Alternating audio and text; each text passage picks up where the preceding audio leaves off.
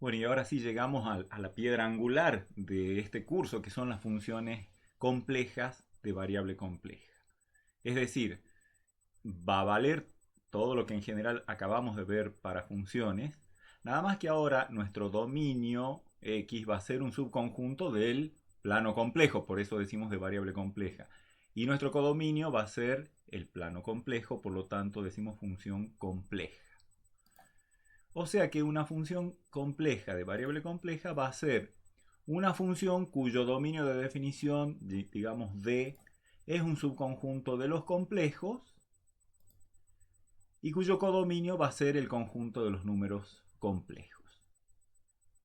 De manera tal que a un elemento del dominio, que va a ser un número complejo, digamos z para designar de manera estándar a las variables, así como en las funciones de variable real teníamos una alta tentación de designar a la variable siempre como x, bueno, acá la misma tentación es designar a la variable compleja de una función con la letra z, por supuesto que uno elige la que quiere, pero digamos, el argumento de una función, o sea, el elemento del dominio al cual se le va a aplicar la función, va a ser un número complejo, por lo tanto, como tal, va a ser un par ordenado, xy, parte real x y parte imaginaria y, genéricos, variables también, o si lo queremos imaginar como en forma binómica, x más y por y.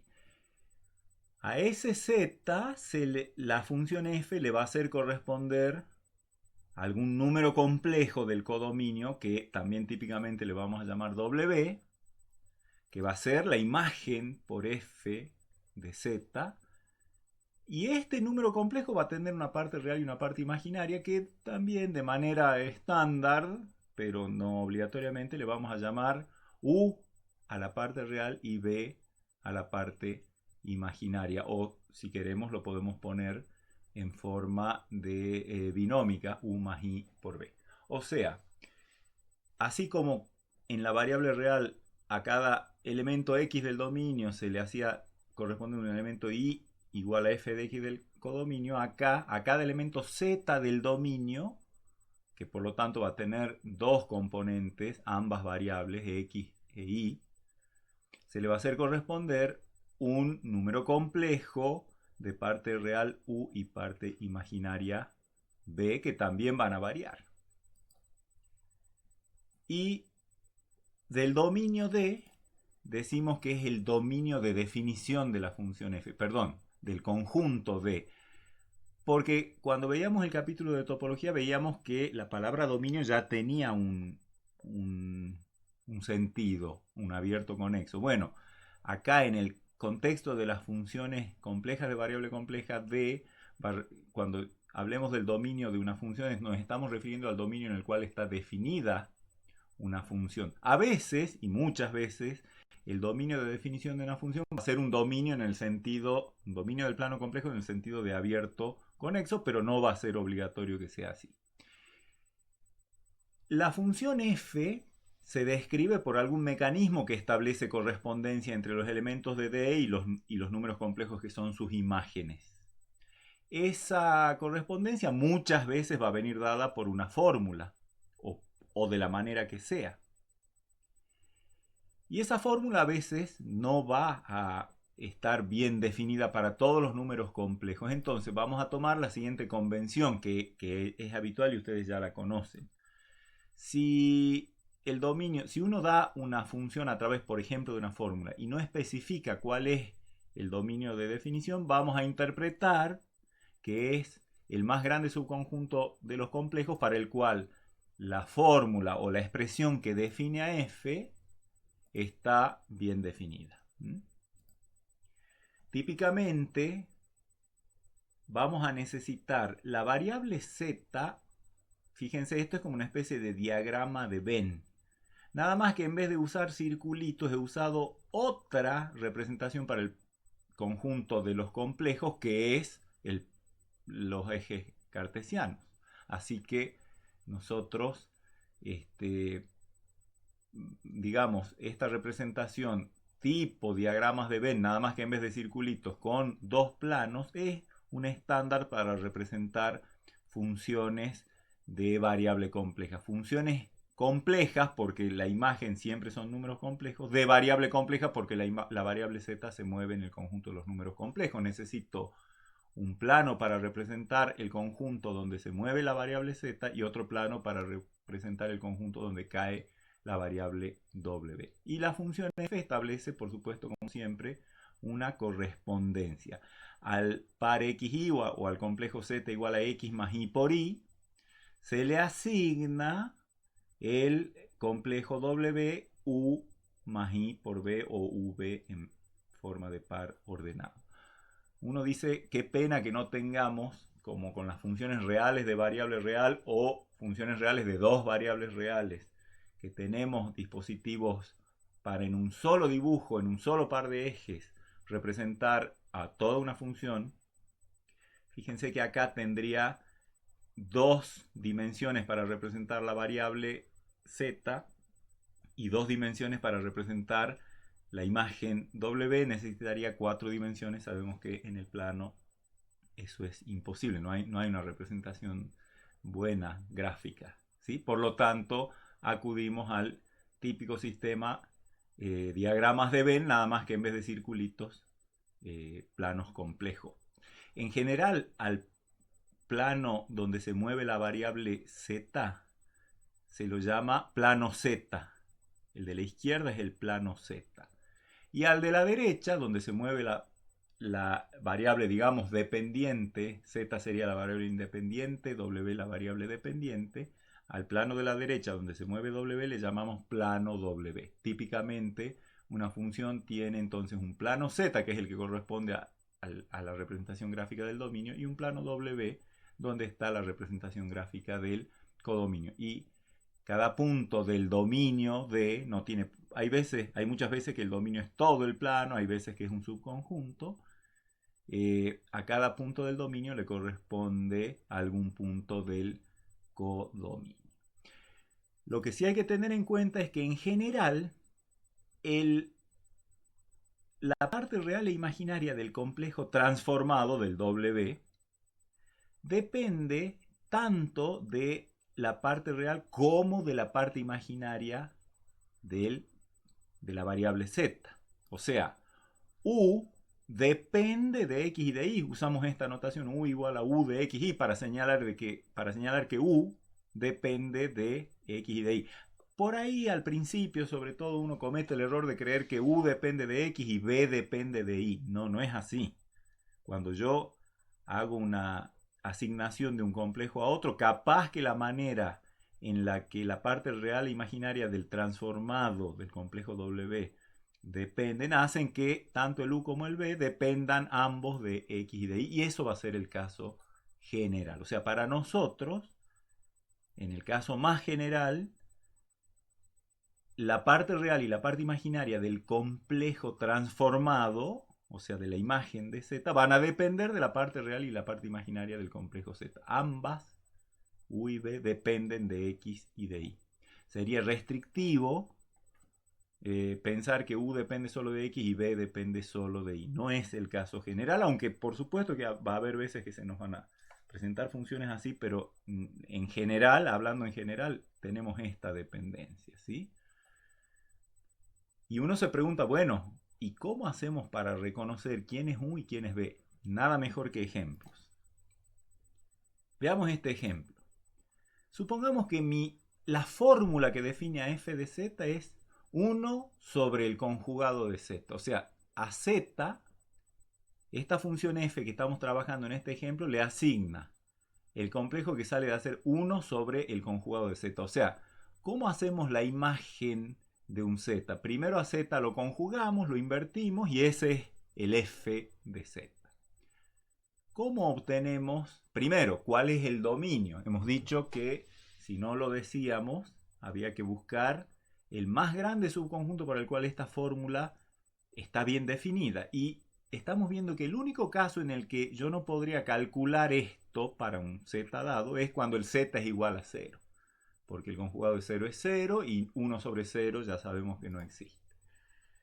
Una vez determinado eso, que el dominio es todos los complejos salvo el 0, La manera de encontrar la parte real y la parte imaginaria del transformado, o sea, de W, o sea, de f de z, es simplemente reemplazar a z en la expresión que define a f por x más y por y. Porque recuerden que W era f de z y z lo podríamos imaginar como en par ordenado x, y o en forma binómica x más y por y. Si z es x más y por y, por supuesto que z conjugado va a ser x menos y por y. Entonces al reemplazar y hacer las cuentas, por supuesto que multiplico y divido por el conjugado, o sea, hago las cuentas. Generalmente encontrar la parte u, la parte real u y la parte imaginaria b del transformado w de z, o sea, de f de z, pasa por una simple operatoria algebraica como la que estamos haciendo ahora. Reemplazar en la fórmula z por, digamos, x más y por y, y operar hasta obtener la parte real e imaginaria, en términos de x y de y nos va a quedar, de esta expresión. Como les digo, hasta ahí tenía 1 sobre z conjugado y ahora tengo que ver cuál es la parte real y cuál es la parte imaginaria de este complejo para un x y genérico. Así que multiplico y divido por el conjugado del que está abajo, me queda x más y por y sobre x más y por y.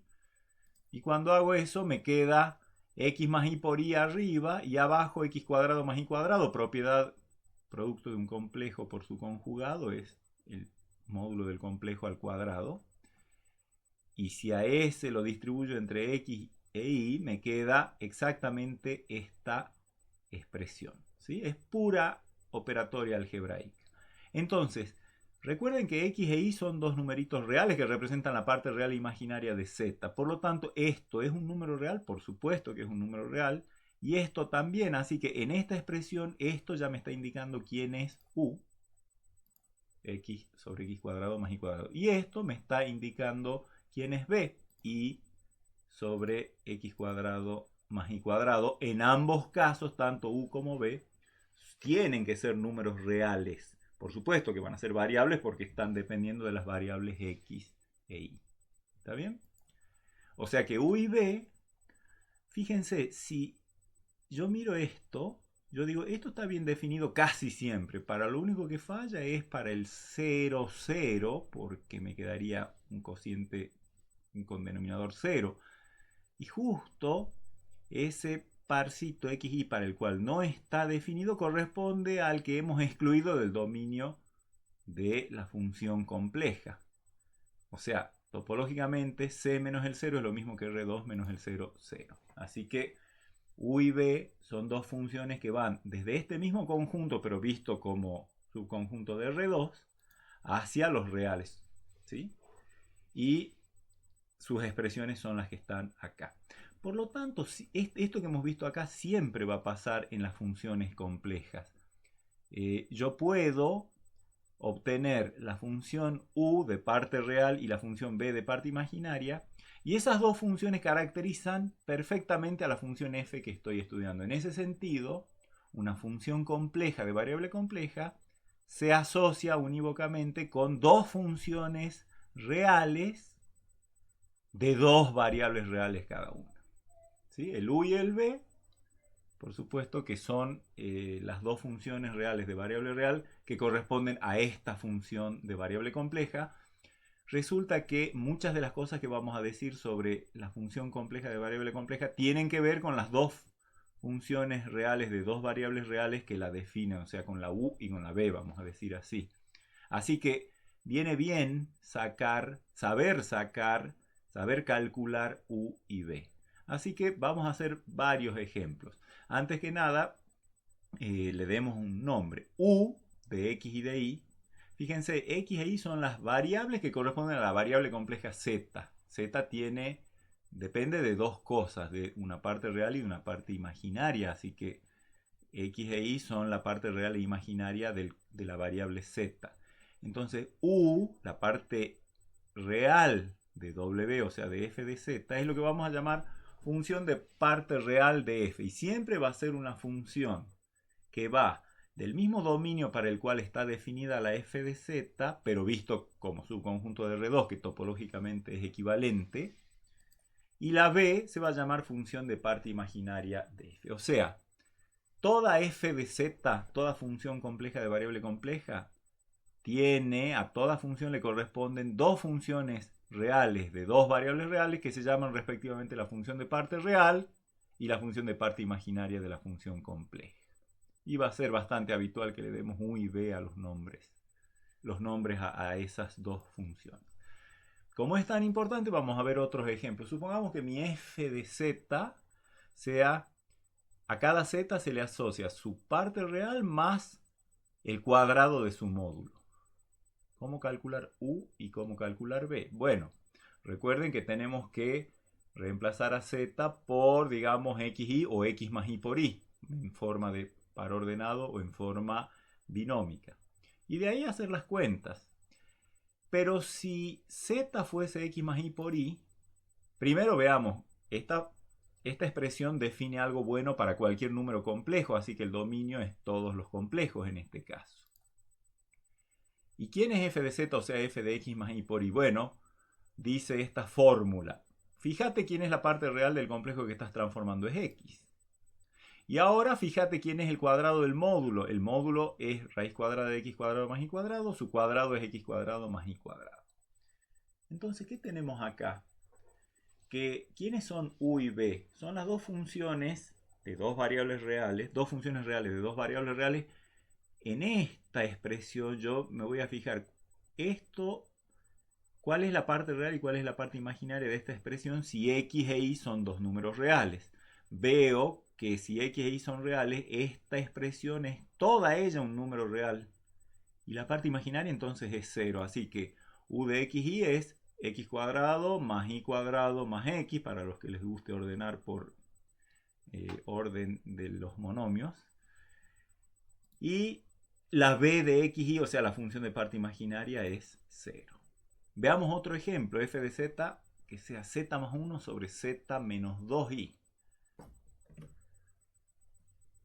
Bueno, aquí tenemos que esta expresión, esta fórmula define bien un número complejo, salvo para cuando z es 2i, así que el dominio es todos los complejos excepto el número 2i, o sea, el par ordenado 0, 2. ¿Y cómo hacemos para encontrar la función de parte real y la función de parte imaginaria, la u y la b? Simplemente, bueno, reemplazamos a z, en este caso podemos usar la forma binómica, x más y por y, más 1 va a quedar en el numerador, y x más y por y menos 2i va a quedar en el denominador. Hago las cuentitas, digamos esto sería x más 1, más y por y arriba, y abajo x más y por y menos 2. Multiplico y divido por el conjugado del denominador. Ya sé que abajo voy a tener el cuadrado del módulo, o sea, x cuadrado más y menos 2 al cuadrado. Y arriba el producto lo hago toda esa operatoria. El tema algebraico, digamos, confíen que están bien hechas las cuentas, si quieren las revisan. Pero en definitiva, cuando yo distribuya porque ¿cuál es mi objetivo?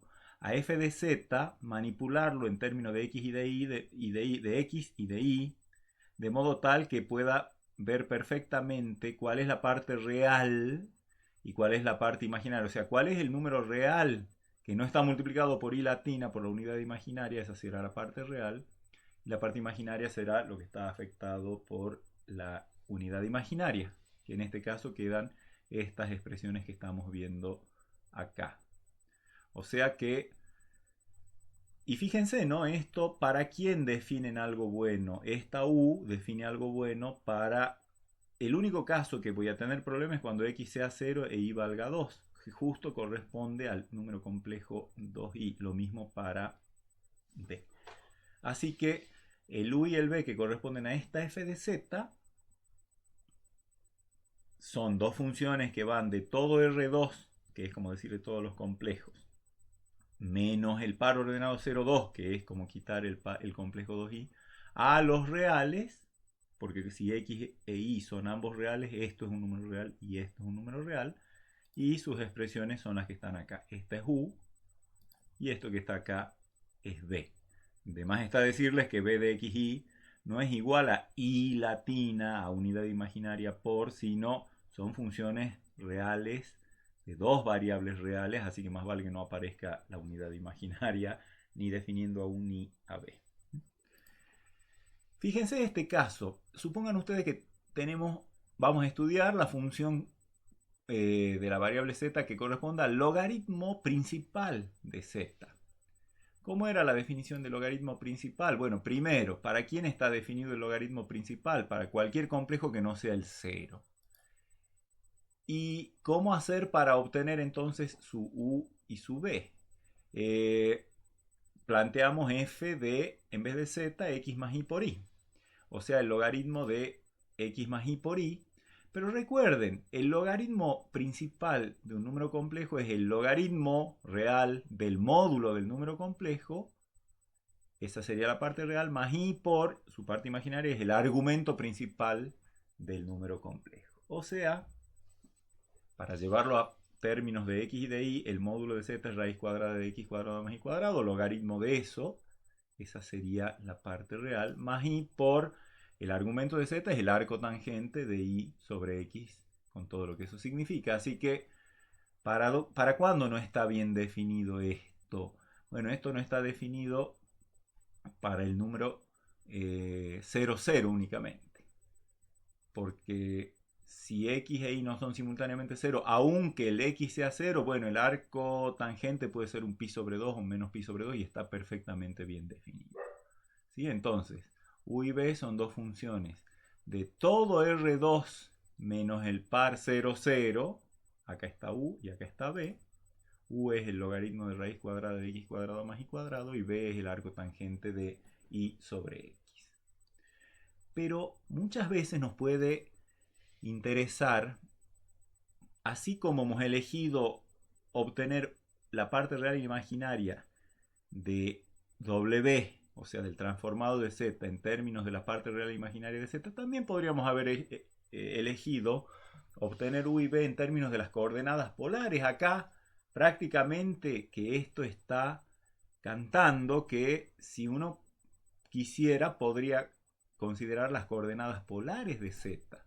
O sea, también puede ser útil expresar a u y a b en términos de las coordenadas polares de z. Recuerden que a z lo podemos expresar en su forma exponencial como r por e a la i tita, con r mayor o igual que 0 y tita cualquier número real, el argumento, el módulo y el argumento.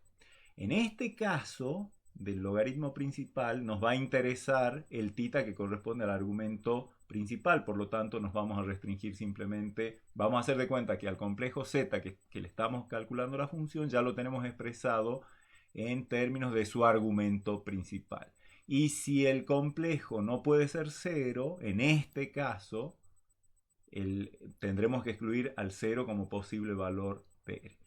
En definitiva, ¿cómo nos queda f de r por e a la i tita en vez de f de x más y por y? Que sería tratar de obtener a f en términos de la parte real e imaginaria de z. Esto es tratar de obtener a f en términos de la parte de las coordenadas polares, es decir, del módulo y del argumento. Bueno, simplemente la definición nos dice el logaritmo del módulo de z, que es r, más i por el argumento principal, que recuerden ya hemos tomado el recaudo de, dado cualquier z, elegir como tita su argumento principal. Y entonces, u y b, en este caso acá tengo u y acá tengo b. No podemos permitir que el r, es decir, el módulo, sea 0, por lo tanto, tenemos que, digamos, ¿para quién está bien definido esto? Para r, cualquier número real que no sea el 0. Y para tita, llevado a su argumento principal, o sea, en el rango menos pi, pi. Por lo tanto, podemos tomar como dominio de definición de estas dos funciones u y b este producto cartesiano y su resultado es un número real y u sería logaritmo de r en reales, logaritmo natural de r en reales, y b, el b de r tita directamente igual a tita. Esa sería entonces uno en general, por ahí es más cómodo tratar de expresar a f en términos de x y de y, pero también puede ser, perdón, a u y a b en términos de x y de y, pero también puede ser cómodo, digamos, expresar a u y a b en términos de r y de θ. Veamos otro ejemplo de cómo se haría esto. Supongamos que la función fuera z más módulo de z. ¿Cómo haríamos para obtener u y b en términos de x y de y o en términos de r y de θ? Bueno, de x y de y simplemente reemplazaríamos x más y por y más x cuadrado más y cuadrado raíz cuadrada, y de ahí separaríamos y tenemos el u y el b. U quedaría raíz cuadrada de x cuadrado más y cuadrado más x, eso sería u, y el b sería simplemente y. Se los dejo como ejercicio, pero prácticamente está cantado, lo acabo de decir verbalmente. Vamos a ver cómo haríamos para expresar a u y a b en términos de las coordenadas polares de z. Primero notamos que el dominio es el conjunto de todos los complejos, y entonces f de r por e a la i θ, que en definitiva es lo que tenemos que hacer si queremos obtener el u y el b en términos de las coordenadas polares de r, de z, expresar a z en forma exponencial. Y de ahí reemplazar y evaluar. O sea, f de z es z más módulo de z. Por lo tanto, f de este argumento es ese argumento más el módulo de ese argumento, que es r. Y ahora hay que operar para separar parte real e imaginaria que sean números reales, para lo cual vamos a apelar al hecho de que r por e a la i θ es r coseno de θ más i por r por seno de θ, eso sería esto, más r, y ahora si sumo esto con esto, me queda r coseno de θ más r. Fíjense que si r y θ son reales, esto es un número real, por lo tanto acá tengo u de r y de θ. Y más i por r seno de θ, que sería el b, que sería un número real, si r y θ son reales. Así que u y b van de todo R2 a R, no hay restricciones ni para r ni para θ. Y u de r θ sería r coseno de θ más r, y b de r θ r seno de θ. ¿Sí? O sea, es prácticamente una operatoria directa.